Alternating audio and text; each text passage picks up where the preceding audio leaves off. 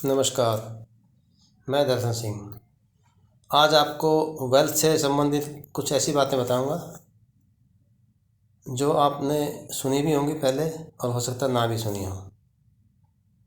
ठीक है, तो कुछ ऐसे स्टेटमेंट्स होंगे, 7 स्टेटमेंट्स मैं बताऊंगा जो वेल्थ से कनेक्टेड होंगे। अच्छे भी हो सकते हैं और बुरे भी हो सकते हैं। तो उसमें सबसे पहला पावरफुल स्टेटमेंट होगा कि मनी इज़ इविल, यानी पैसा बुराई की जड़ है। बचपन से ही हमें ये चारों तरफ से ये फीडबैक मिलता है कि पैसा बुराई है, पैसे में बुराई है, जिसके पास ज़्यादा पैसा होता है वो बुरा आदमी होता है, जबकि हकीकत में ऐसा नहीं होता। यदि आपके पास ज़्यादा पैसा है तो आप उसको अच्छी तरह यूटिलाइज कर सकते हैं अगर आप चाहें तो। और there are ways and means, ऐसे रास्ते हैं, वैलिड रास्ते हैं जिनसे आप पैसा कमा सकते हैं। ठीक है, दूसरा स्टेटमेंट है सेव द मनी। हमें बताया जाता है कि पैसा सेव करो। ये एक अच्छी बात है, लेकिन इससे अच्छी बात यह है कि पैसे को कमाओ। सेविंग से ज़्यादा आपका कमाने पे ध्यान होना चाहिए। Earning is more important than saving. Okay. तीसरा, लोग बहुत जल्दी अमीर बनना चाहते हैं। People want to get rich quick. ठीक है, अभी there is no shortcut for getting rich, getting wealthy.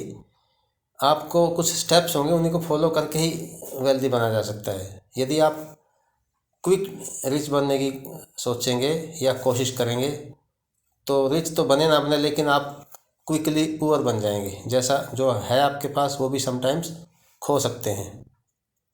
ठीक है, next number 4, lack of financial education. हमें बचपन से स्कूलों में या कॉलेज में कहीं भी फाइनेंशियल एजुकेशन नहीं दी जाती। एकेडमिक एजुकेशन तो मिलती है, लेकिन मनी से कनेक्टेड जो एजुकेशन है, शिक्षा है, वो कहीं नहीं मिलती। तो वो हमें अलग से सीखनी पड़ती है और हमें सीखनी चाहिए। ठीक है, अगला, फियर ऑफ फेलियर, यानी रिस्क टेकिंग एबिलिटी। हमारे अंदर, लोगों के अंदर पैसे के बारे में रिस्क लेने की क्षमता कम होती है, यानी नॉर्मली होती नहीं है, और रिस्क लेने के बारे में सोचते ही नहीं है। जबकि असलियत में ऐसा होता है कि जितना बड़ा रिस्क उतना ज़्यादा बड़ा बेनिफिट। आप उतना ही वेल्दी हो सकते हैं जितना बड़ा रिस्क लेंगे। जैसे एग्जांपल के तौर पर, हम जो मज़दूर लोग होते हैं वो एक दिन का रिस्क लेते हैं तो एक दिन के लिए कमाते हैं। जो सर्विस पर्सनल हैं वो 1 महीने का रिस्क लेते हैं। और जो बड़े बड़े इंडस्ट्रियलिस्ट हैं, है नी, जो बिजनेसमैन हैं, वो कई कई सालों का प्लान बनाते हैं, तब रिस्क लेते हैं वो। तो डियर, जितना बड़ा रिस्क होगा उतना बड़ा हमें गेन होगा। तो हमें कैलकुलेटेड रिस्क भी लेना चाहिए। ठीक है, नेक्स्ट, लक। लोग लक में विश्वास करते हैं और कहते भी हैं, और हमें बताया भी जाता है कि पैसा तो किस्मत से आता है। जबकि किस्मत का कोई बहुत दूर तक लेना देना नहीं होता पैसे से। यदि आप जो स्टेप्स फॉलो करेंगे उसके, वेल्थ के, अर्निंग के बारे में, तो पैसा आएगा ही आएगा। कभी कभी हम कुछ बार ट्राई करके उसको छोड़ देते हैं, जबकि हो सकता है उससे नेक्स्ट टाइम ट्राई करते तो हमारे पास पैसा आ सकता था।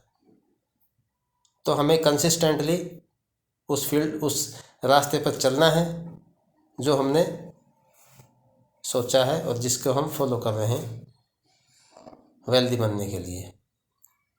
Next point, 7th point, self image. यदि हम अपने आप को कुछ दिन के बाद या कुछ महीनों के बाद, कुछ सालों के बाद, अगर हम हमारी सेल्फ इमेज को हम अगर ऊंचा नहीं सोच सकते, विजुलाइज नहीं कर सकते, तो हम वेल्दी नहीं हो सकते।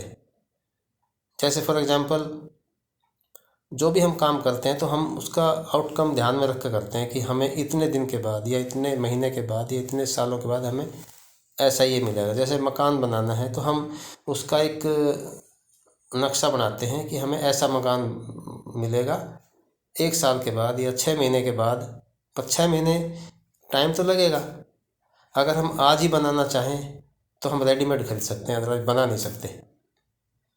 ठीक है, तो हम जितना जैसा भी हम इमेज को अपने माइंड में रखेंगे आगे के लिए, अगर हम वेल्थ के बारे में अगर हम पॉजिटिव इमेज रखेंगे तो हम वेल्थी हो सकते हैं। यदि हमारा उसके बारे में हमारी सोच नेगेटिव है, हम उसके बारे में बात के बारे में अगर नेगेटिव इमेज रखते हैं या लो इमेज रखते हैं तो ये तो फिर ऐसा ही होगा, मतलब आपको पैसा आएगा नहीं आराम से। तो दोस्तों ये कुछ बातें थी, मुझे लगता है कि आपको वीडियो पसंद आई होगी। ठीक है, इसी तरह मैं अगली वीडियो में भी आपको कुछ टिप्स देता रहूँगा। Thank you.